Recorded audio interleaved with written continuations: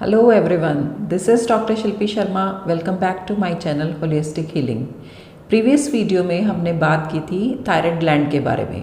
Thyroid gland क्या होती है, कहाँ होती है, इसके क्या फंक्शन है, थायराइड ग्लैंड कौन से हार्मोन बनाती है, उनके इम्बैलेंस होने से कौन सी डिजीज़ होती है, उसके क्या सिम्टम हैं और आयुर्वेदिक पर्सपेक्टिव के बारे में। अगर आपने वो वीडियो नहीं देखी है तो आप नीचे दिए गए लिंक में क्लिक करके उस वीडियो को देख सकते हैं।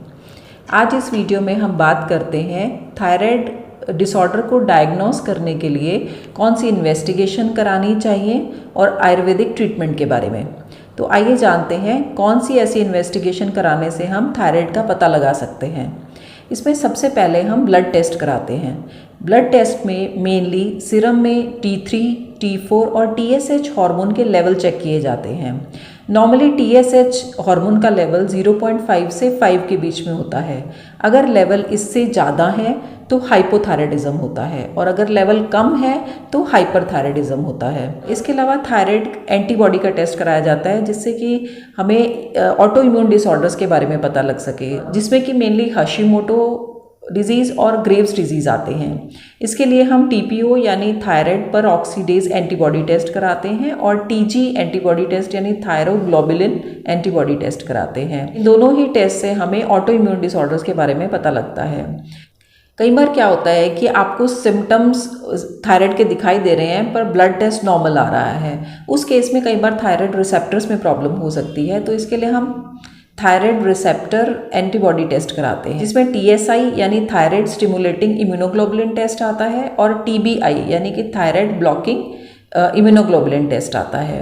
इससे हमें थायराइड रिसेप्टर में अगर कोई प्रॉब्लम है तो उसके बारे में पता चलता है। अगर डॉक्टर को ये सस्पेक्ट होता है कि थायराइड कैंसर है, उस केस में वो थायरोग्लोबुलिन टेस्ट कराता है, क्योंकि थायरोग्लोबिन एक तरह का प्रोटीन है जो कि थायराइड सेल सक्रीट करते हैं। इन ब्लड टेस्ट के अलावा अल्ट्रासाउंड कराया जाता है जो कि हेल्प करता है ये फाइंड आउट करने में कि थायराइड ग्लैंड का साइज़ क्या है, क्या उस पर कोई नोड्यूल है या ट्यूमर है, तो वो आपको अल्ट्रासाउंड के थ्रू पता लग जाता है। इसके अलावा थायराइड स्क्रीन टेस्ट कराया जाता है और आयोडीन अपटेक टेस्ट कराया जाता है ये फाइंड आउट करने के लिए कि थायराइड ग्लैंड प्रॉपर फंक्शन कर रही है या नहीं। तो ये सभी टेस्ट करवाने से आपको पता लग जाएगा कि आपको थायराइड है या नहीं है। अब बात करते हैं ट्रीटमेंट के बारे में।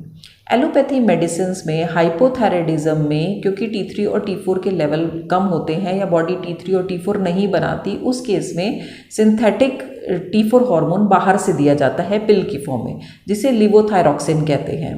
हाइपरथायराइडिज्म के केस में एंटी थायराइड ड्रग दी जाती है, रेडियो एक्टिव आयोडीन दिया जाता है और सम टाइम थायराइडेक्टोमी की जाती है यानी सर्जरी की जाती है, आइदर पार्शियल और कंप्लीट सर्जरी।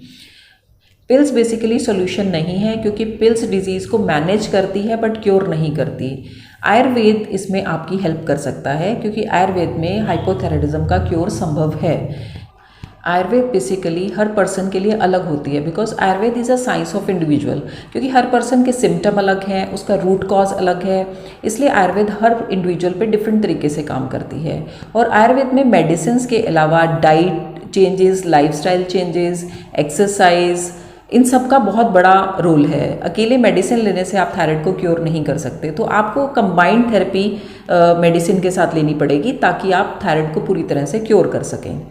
अगर आपको थायराइड की प्रॉब्लम बहुत ज़्यादा है तो आप मेडिसिन को धीरे धीरे टेपर ऑफ कर सकते हैं, साथ में आप आयुर्वेदिक ट्रीटमेंट ले सकते हैं। और अगर आपको सिर्फ बॉर्डर लाइन पे है या बहुत कम थायराइड की प्रॉब्लम है तो आप मेडिसिन स्टॉप करके आयुर्वेद ट्रीटमेंट के थ्रू अपने थायराइड को क्योर कर सकते हैं।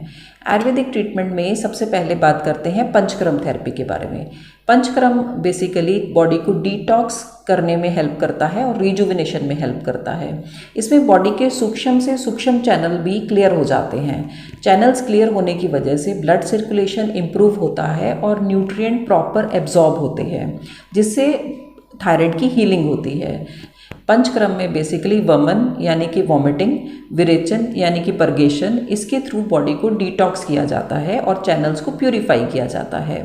जब बॉडी पूरी तरह से प्यूरिफाई हो जाती है तब जब हम मेडिसिन देते हैं तो वो प्रॉपरली एब्जॉर्ब होती है और 100 गुना ज़्यादा इफेक्टिव होती है। पंचक्रम में नस्य थेरेपी भी प्रयोग की जाती है। नस्य थेरेपी में नेज़ल ड्रॉप्स डाली जाती हैं दोनों नॉस्ट्रल में। इसमें आप अणु तेल का प्रयोग कर सकते हैं क्योंकि उसको रेगुलर बेसिस पे हम नॉर्मल दिनचर्या के रूप में प्रयोग कर सकते हैं। तो अणु तेल को आप 2 बूंदें एक नॉस्ट्रल में और 2 बूंदें दूसरे नॉस्ट्रल में सुबह शाम डालें। उससे क्या होगा कि आपके जो गर्दन के ऊपर का पार्ट है उसके सारे चैनल्स प्यूरिफाई हो जाएंगे, ओपन हो जाएंगे। उसकी वजह से थायराइड तक ब्लड सर्कुलेशन इंप्रूव हो जाएगा और उसकी हीलिंग स्टार्ट हो जाएगी। पंचक्रम के अलावा आयुर्वेदिक मेडिसिन भी थायराइड को क्योर करने में हेल्प करती हैं, जिसमें मेनली है कांचनार गुगुल। कांचनार गुगुल को ड्रग ऑफ चॉइस कहा गया है थायराइड प्रॉब्लम के लिए, क्योंकि कांचनार गुगुल सिस्ट, फिब्रॉइड और लम्प्स, ट्यूमर्स, इनको डिसॉल्व करने में बहुत हेल्प करती है। इसके अलावा थायराइड हार्मोन्स के लेवल को ब्लड में बैलेंस करती है और थायराइड के फंक्शन को इम्प्रूव करने में मदद करती है।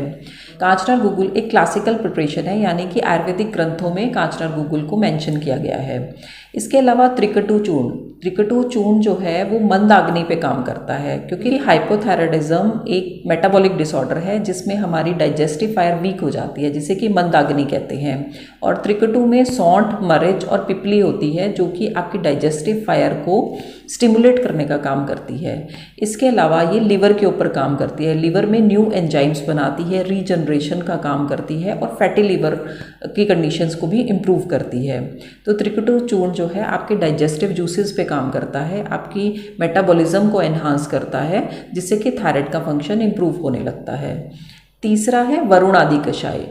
वरुण आदि कषाय जो है वात कफज व्याधि पे काम करता है। आयुर्वेद के हिसाब से थायराइड को गलगंड या गंडमाला कहा गया है, जो कि एक वात कफज व्याधि है।